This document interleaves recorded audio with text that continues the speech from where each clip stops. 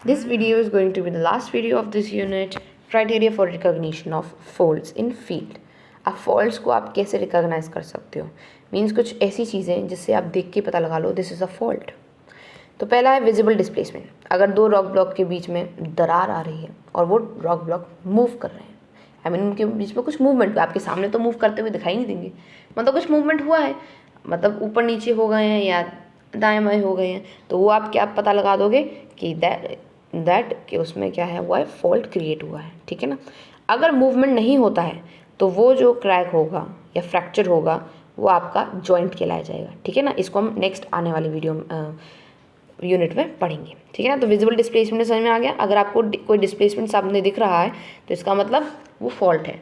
If the visible displacement of veins, dykes, strata, वही चीज़ rock blocks की बात चल रही है, these are seen in the field, they are the best evidence for faulting.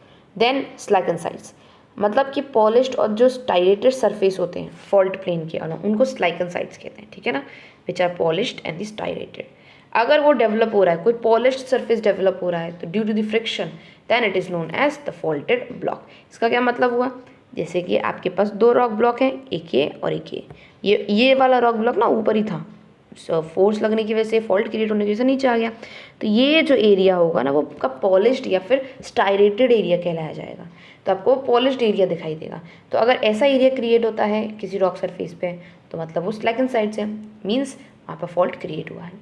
Fault Brescia, fault Brescia में क्या होता है, it is a rock which occurs generally found along the fault plane and which contains numerous angular fragments of the adjacent country rocks. मतलब कि बहुत सारे छोटे छोटे टुकड़ों में कंट्री रॉक प्रेजेंट हो, या फिर कह सकते हो आप रॉक पीसेस प्रेजेंट हो, तो वो फॉल्ट ब्रेसिया कहेंगे। तो फॉल्ट के होने के बाद कुछ रॉक पीसेस क्रिएट हो जाते हैं, मतलब छोटे छोटे से आपके रॉक मास क्रिएट हो जाते हैं, तो वो फॉल्ट ब्रेसिया कहलाएंगे। नेक्स्ट ड्रैगिंग ऑफ स्ट्राटा, जब आपकी स्ट्राटा की मतलब जो रॉक सरफेस है या फिर आप फील्ड है, अगर उसका ड्रैगिंग होगी, मीन्स अगर वो ड्रैग कर रहा है, मतलब एक जगह से दूसरी जगह पे पोजीशन चेंज कर रहा है, तो आपको क्या पता लग जाएगा कि यस यहाँ पर फॉल्ट एक्ट हुआ है, मतलब यहाँ पे फॉल्ट क्रिएट हुआ है। Next crushing, shearing and pulverization. Because of faulting of the fault blocks, parent rock are fragmented into the smaller chunks, जैसा मैंने fault breaks में आपको बताया, and these are pulverized due to the friction between the two blocks. तो वो क्या हो जाते हैं, पल्वराइज्ड हो जाते हैं, मीन्स उसमें मिक्स हो जाते हैं या फिर थोड़े से अलग तरीके से दिखने लगते हैं, ठीक है ना। तो वो पल्वराइज्ड हो जाते हैं फ्रिक्शन की वजह से बिटवीन दी टू ब्लॉक्स। उसको हम क्या कहते हैं, मतलब आप उसको देख के पता लगा दो कि यस यहाँ पर फॉल्ट क्रिएट हुआ है। क्यों क्रिएट हुआ है, बिकॉज यहाँ पे पल्वराइजेशन हमको दिखाई दे रही है रॉक ब्लॉक्स की। फिर आपका नेक्स्ट आता है प्रेजेंस ऑफ माइलोनाइट्स। माइलोनाइट्स क्या होते हैं, these are the fault breccia, वो ही फॉल्ट ब्रेसियाज होते हैं जो कि फ्रेगमेंटेड होते हैं and are of the microscopic dimension.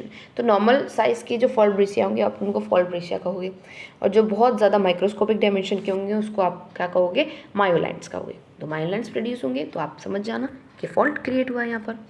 Now silicification and mineralization. If the solution is a quartz rich, it may replaces a country rock with a fine grained quartz known as a silicification. अगर वहीं fault create होता है quartz crystal या फिर quartz rock पे आपका अगर fault create हो रहा है तो उसकी जो कंट्री रॉक होगी तो वो छोटे छोटे फाइन क्वार्ट्स के क्रिस्टल्स में या फिर ग्रेन्स में, क्वार्ट्स की ग्रेन्स में क्रिएट हो जाएगी, तो वही उस कंट्री रॉक का छोटे छोटे क्वार्ट्स ग्रेन्स में टूटना, उसी को सिलिफिकेशन कहेंगे। और replacement by the mineral rich solution causes the mineralisation. अब वहीं अगर इसका मिनरलाइजेशन हो जाता है या रिप्लेसमेंट हो जाता है तो उसको आप क्या कहोगे, मिनरलाइजेशन कहोगे। Is it clear. आगे बढ़ते हैं हम, डिफरेंस इन सेडिमेंट्री और मेटामॉर्फिक कंडीशंस। सेडिमेंट्री और मेटामॉर्फिक कंडीशंस में क्या डिफरेंस आता है। सच सेडिमेंट्री और the metamorphic conditions which are usually found at the distant places if they are juxtaposed together, ठीक है ना, these are juxtaposed together, presence of fault may be indicated। तो अगर वहाँ पर कुछ सेडिमेंट्री और द मेटामॉर्फिक कंडीशंस क्रिएट हो रही हैं तो वो एविडेंस है फॉल्ट के प्रेजेंस का। Now abrupt change in the topography, ये तो ऑब्वियसली विजिबल सी बात है, अगर कोई फॉल्ट क्रिएट होगा या फ्रैक्चर क्रिएट होगा, मूवमेंट हो रहा है रॉक ब्लॉक का, तो उसकी टोपोग्राफी क्या होगी, डिस्टर्ब्ड हो जाएगी and it will be changed. Next abrupt change in the river profile, तो रिवर प्रोफाइल में भी कुछ चेंज आ जाता है। रिवर में शो दी अब्रप्ट चेंज, मान लीजिए आपका एक रिवर सरफेस है, ठीक है ना, दिस इज़ अ रिवर, अब रिवर के नीचे क्या है, रॉक ब्लॉक्स तो होते ही हैं। अब उन रॉक ब्लॉक्स के बीच में अगर फॉल्ट क्रिएट होता है, देखिए यहाँ पर फॉल्ट क्रिएट हुआ, तो इस के रिवर सरफेस के बीच पे भी उसकी जो प्रोफाइल है उसमें भी चेंज आएगा। क्या चेंज आएगा उसकी प्रोफाइल में? उसकी प्रोफाइल में कुछ इस तरीके का चेंज आएगा कि ये जो प्रोफाइल है ना वो कुछ ऐसी बन जाएगी, यहाँ से तो सीधी, यहाँ से थोड़ी नीचे की तरफ। देखिए अब जो प्रोफाइल होगी ना वो किस तरीके से बन जाएगी, यहाँ से तो ऐसे और यहाँ से थोड़ी सी नीचे नीचे बन जाएगी। ठीक है ना, तो रिवर प्रोफाइल में चेंज आया कि नहीं? तो फॉल्ट के क्रिएट होने की वजह से रिवर प्रोफाइल में भी चेंज आएगा। तो अगर रिवर प्रोफाइल में चेंज आया तो आप समझ जाइएगा कि उसके बेड रॉक में या फिर उसके बेड पे क्या हुआ, फॉल्ट क्रिएट हुआ। Now spring line, many times spring are found on the mountains. If the spring are found along the line, then the fault may be present. तो बहुत बार क्या होता है, माउंटेन्स पे जो है आपको स्प्रिंग्स देखने को मिलती हैं। तो अगर स्प्रिंग लाइन बन रही है माउंटेन्स पे तो मीन्स कि वो फॉल्ट से क्रिएट हो रही हैं। So with this last spring line we have completed this unit और चैप्टर।